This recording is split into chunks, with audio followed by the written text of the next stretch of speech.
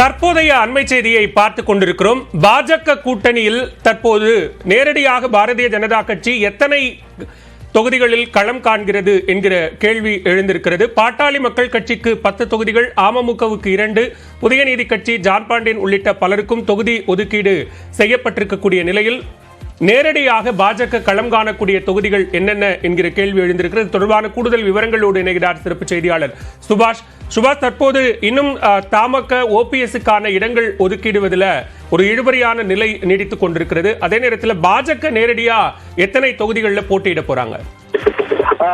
இந்த கூட்டணியை பொறுத்தவரை, தேசிய ஜனநாயக கூட்டணியை பொறுத்தவரை பாமகவுக்கு 10 இடம், டிடிவி தினகரனுக்கு 1 இடம், ஜான் பாண்டியன் 1 இடம், தேவநாதன் யாதவ் புதிய நீதி கட்சி இவர்கள் எல்லாருக்கும் 1 இடம் என்றாலும், அதே போல ஐஜேகவும் இன்னும் சற்று நேரத்தில் ஒப்பந்தம் கையெழுத்தாக இருக்கிறது.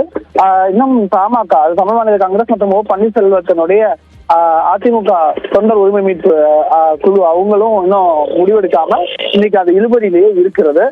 இந்த நிலையில் சுமாராக ஒரு 20க்கும் மேற்பட்ட இடங்கள்ல, அதாவது கூட்டணி கட்சி உட்பட 20க்கும் மேற்பட்ட இடங்கள்ல பாரதிய ஜனதா குறிப்பாக தாமரை சின்னத்தில் போட்டியிடுவதற்கான முனைப்புகள்ல 20லிருந்து 25 இடங்கள் தாமரை சின்னத்திலே போட்டியிடுவதற்கான முனைப்புல இருக்கு. எங்கே இருக்கக்கூடிய ஒரு சிலர், அதாவது டிடிவி தினகரன் அவங்க குக்கர் சின்னத்திலே போட்டிடுவாங்க அப்படின்ற மாதிரி எல்லாம் சொல்லியிருக்காங்க. சோ அதெல்லாம் அவங்க எல்லாம் வந்து ஒரு சிலரை தவிர, ஒரு சில கூட்டணி கட்சிகளை தவிர எஞ்சி இருக்கக்கூடியவர்கள் பெரும்பாலும் தாமரை சின்னத்திலே போட்டியிடுவதற்கான வாய்ப்பு இருக்கிறது. அப்படி போட்டியிட்டால்தான் அதிகமான ஓட்டு வங்கியை காட்ட முடியும் என்பது அதன் அடிப்படை காரணமாக சொல்லப்படுகிறது பாஜக தரப்பிலிருந்து.